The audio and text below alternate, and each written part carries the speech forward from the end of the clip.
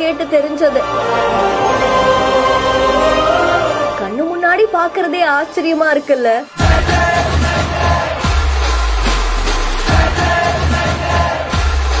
ஈசனையும் பார்வதி அம்மாவையும் அவங்களுடைய பிள்ளைகளான விநாயகரும் முருகனும் சுத்தி வர மாதிரி தான் இந்த காட்சி அமைஞ்சிருக்கு.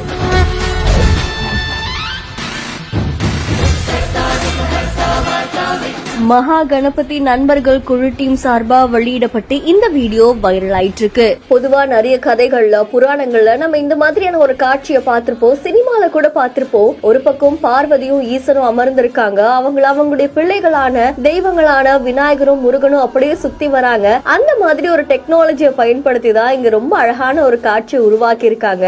அலங்கரிக்கப்பட்ட அந்த தெய்வங்கள் இப்படி சுத்தி வர்றதே ரொம்ப ஆச்சரியமா இருக்கு. ஒரு சின்ன விஷயத்தை பயன்படுத்தி எல்லாரையும் நெகிழ வச்சிருக்காங்க.